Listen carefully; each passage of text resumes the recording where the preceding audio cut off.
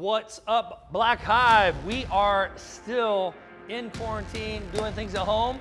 We're Thursday, April 23rd, 2020. You guys have a barbell still. We're getting into some more strength and skill. Make sure you're videoing, make sure you're tagging, make sure you're putting that Black Hive at home, and ultimately giving that information to some coaches so we can hopefully coach you through some of the things that you're working on. Today we have push jerk, building every 2 minutes on the minute for 5 sets of 3. Building is like we always do. Every 2 minutes we want to see how we're feeling. 60% would probably be a pretty good start here for this first set of 3. Moving on every 2 minutes about 10%. And to get these last 2 sets, we might want to go 5, possibly 10% at the most. Somewhere between 80 and 90%, 85 plus. Anything above that, 85 is gonna be pretty tough. And again, we're thinking in terms of the day. How do you feel today? Not necessarily what your lifetime PR is. With that push jerk, make sure you're getting the dip, drive, and focusing on the re-dip with that hip and locking out those elbows, keeping that barbell right over your heels. A lot of people like to turn this into a push press, including myself, and really try to get in the weight versus getting that dip drive and that re-dip. This is where that side profile video, maybe in slow motion, will show you some of your deficits and really teach you how to coach yourself through some of the things that you may want to critique at home once we're back in the gym. Once we're done with those push jerks, we've got a WOD. It's 2 rounds for time. 10 deadlifts, 185 for the men, 115 for the women, 20 handstand push-ups, and 30 front squats. 135 for the men, 95 for the women. Deadlifts probably aren't going to be a debilitating factor for most people here. Probably going to get through those deadlifts pretty easy and unbroken. 10 at 185 and 115, it's not a light load, but again, we don't want dropping. We really want to try and get that barbell moving from the ground, locked out position, back down to the ground. Moving on to our handstand push-ups. This is a good opportunity to think in terms of trying to game it a little bit.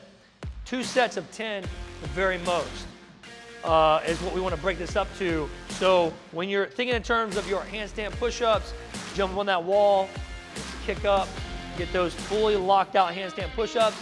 If you are modifying, modification could be 1 plate, maybe a plate with a 10, 45 and a 10. Anything more than that, we would really want to think in terms of modifying the dumbbell or kettlebell thrusters. Anything that we can put in those hands, maybe even a jug of water if we're at home and we don't have access to those things. We really want to build strength through these handstand push-ups, not just kind of move ourselves 1.5 inches or 2 inches.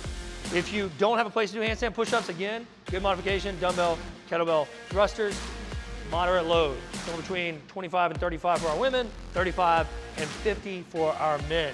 That's gonna be pretty tough. Moving on to our front squats. If you did your handstand push-ups and you broke them up, hopefully you took that time to break them up to change your weight if you don't have 2 barbells. The luxury of 2 barbells isn't something we typically have in daily WODs, so we're gonna be moving the weight off and putting the weight back on as we get back to that second round. Front squat should not be unbroken with 30 at 135 for 2 rounds. That's gonna be a ton of reps. Maybe 2 sets of 15 here, guys, or 3 sets of 10 with small breaks in between. Moving back to that deadlift should be unbroken. Put that weight back on immediately. Get those 10 deadlifts done. Back to those handstand push-ups, maybe breaking them up into 2 sets of 10 again, or doing your dumbbell or kettlebell thrusters. While you're resting, go ahead and take that weight off and get ready for your front squat so you can get right to work. 3 sets of 10 or 2 sets of 15 here, minimal rest in between. If you're at home, we're knocking out that same WOD. We're just trying to find anything we can move as heavy as possible. Maybe a ruck, we just pack in a bunch of weight and we're deadlifting that ruck from the ground. Dumbbell or kettlebells, vest or sandbag. Anything we can try and get some load on that torso so when we're standing up, we're getting as much weight as possible to the equivalent of that 185, 115. Again, handstand push-ups, you can do those on your wall. You can modify those, same modifications. And then those front squats, sandbag, dumbbell, kettlebell, ruck, vest, anything you can get on that front rack to make that difficulty level where you're having to break it up between 2 sets of 15 with minimal rest, meaning 20, 30 seconds, or 3 sets of 10, maybe 10 to 20 seconds between that rest. If that's not enough for you, we got our build. 1,500 meter row, 100 double unders, 50 cal bike, 100 double unders, 1,500 meter row. This is perfect if you're in a CrossFit gym.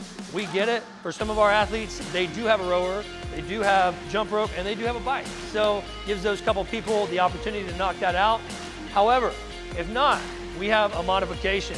We're looking at running a mile or 10 minutes, 10-minute AMRAP.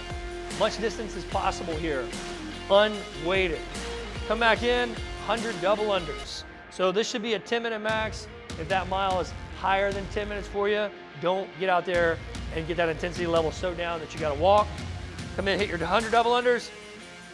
In lieu of our 50 cal bike, we are gonna run 800 meters with a vest or maybe an odd object. Carry a ball, carry a kettlebell, carry your kid, carry your dog. Take your dog on a run, but pick him up and let him pee wherever he's gotta pee.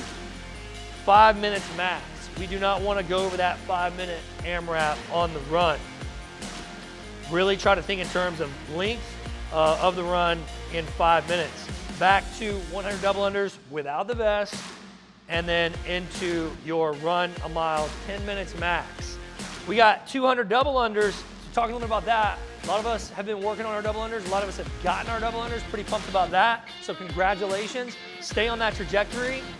If you've worked yourself into 10 sets of 10 unbroken, and you got 100 double unders in the last workout and we had 100, maybe you try to bump it up to 15 and turn it into those sets. But again, we want to do something that we can accomplish as consistently as possible.